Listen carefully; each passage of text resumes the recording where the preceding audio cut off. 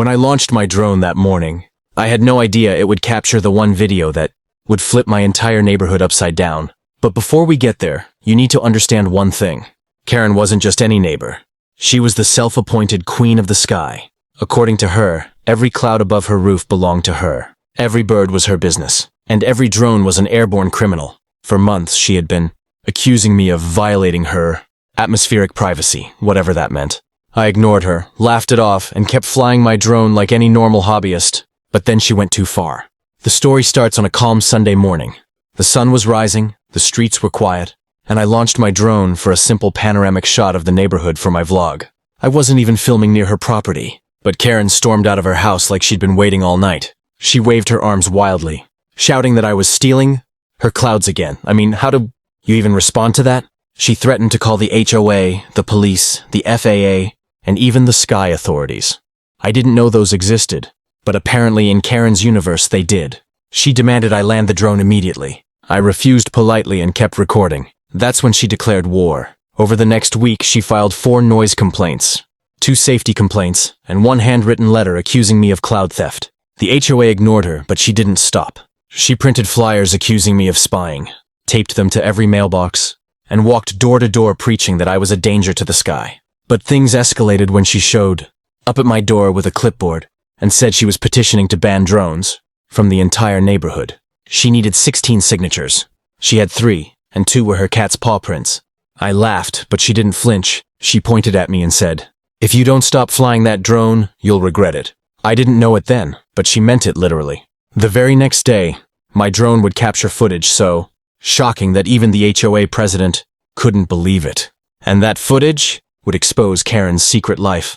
That night, I kept wondering how someone could become so obsessed with a drone in the sky. My friends joked Karen probably believed she owned the oxygen above her house.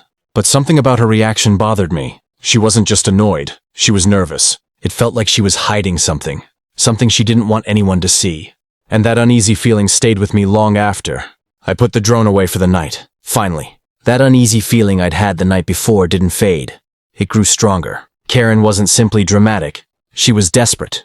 And desperate people do desperate things. I didn't know what she was hiding, but I was about to find out in a way I never expected. The next morning, I woke up early and decided to take another drone flight, mostly to record a time-lapse for a project I was working on. I didn't plan on flying anywhere near Karen's side of the street.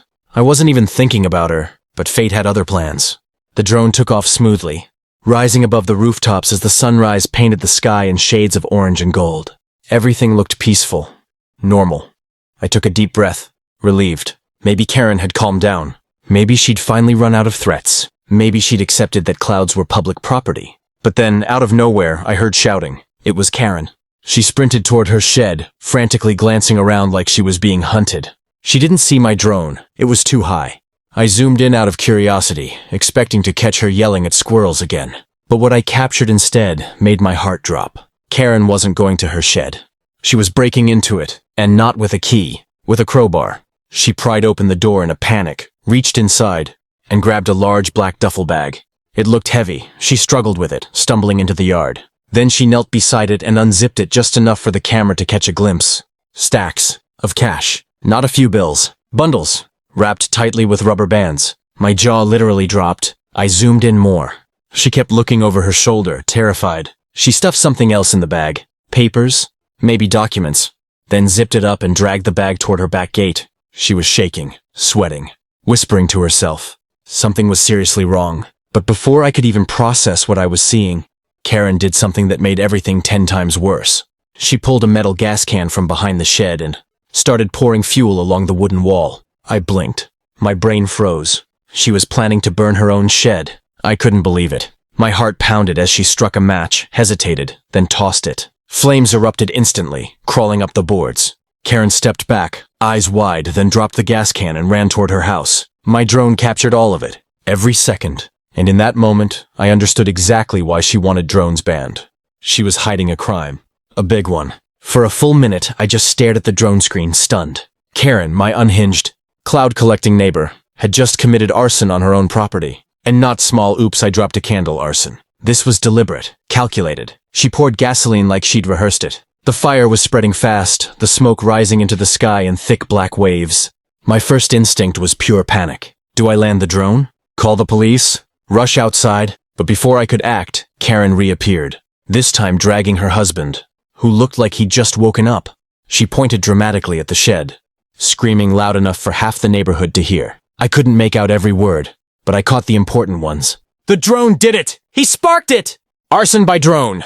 I almost choked. She wasn't just staging the fire. She was blaming me. Karen grabbed her husband's arm and ran toward the street, waving frantically at passing cars. Her performance was Oscar-worthy, crying, holding her head, pointing in random directions, like she was trying to convince the sky itself. At one point, she fell to her knees like she'd fainted from stress. It was unbelievable.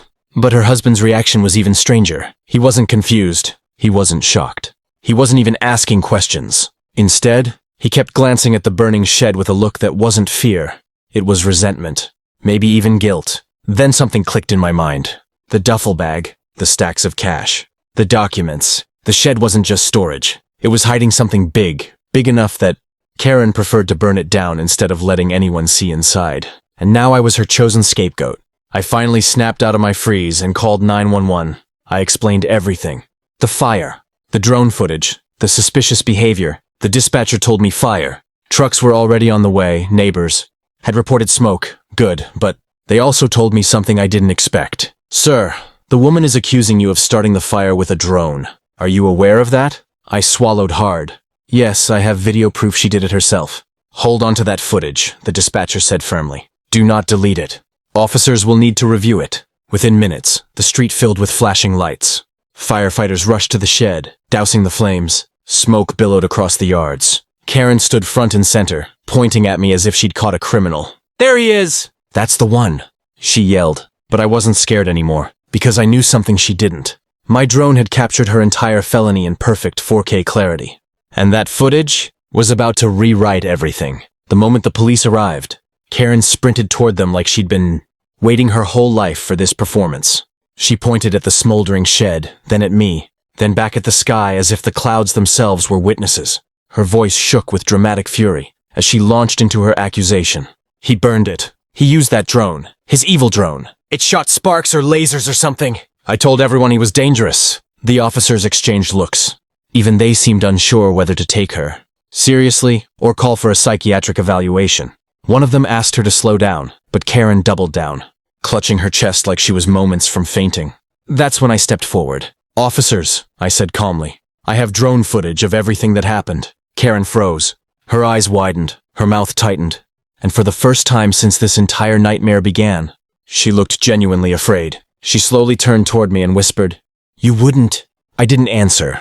Instead, I showed the officers the video. All of it, the crowbar, the stolen bag, the gasoline, the match, her running away, her blaming me. The police watched in complete silence. When the video ended, the lead officer slowly lifted his eyes toward Karen. His expression said everything. "Ma'am," he said, "we need you to come with us." Karen exploded. She shrieked about fake videos, sky editing, and deepfakes created by big tech. She accused me, the officers, her own husband, and even the fire department of conspiring against her. But the evidence was irrefutable. The footage was time-stamped, unedited, and captured everything in one continuous recording. Her husband didn't come to her defense. Instead, he sighed heavily and sat down on the curb, burying his face in his hands. That told me everything I needed to know. He'd known something was happening. Maybe not everything, but enough. The shed, the documents, the cash, whatever they were hiding was bigger than just an HOA meltdown. Within minutes, Karen was handcuffed and escorted to the police car, screaming about her cloud rights until the door finally shut. Later that day, the police investigated the remains of the shed and discovered what Karen had been trying to destroy: financial records, counterfeit items, and evidence of a tax scheme. The cash wasn't just random money. It was part of a crime. In the end, Karen faced multiple charges: arson, fraud, attempted insurance scam, and filing false reports. The HOA issued a formal apology to me. The neighborhood thanked me. And Karen? She was banned not just from drones, but from the entire community. All because she tried to protect her clouds. And because my drone captured the truth she could never outrun. If you enjoyed watching me expose Karen's crazy antics, smash that like button and subscribe so you don't miss any wild HOA drama. Comment below, which part shocked you the most? I want to see your reactions.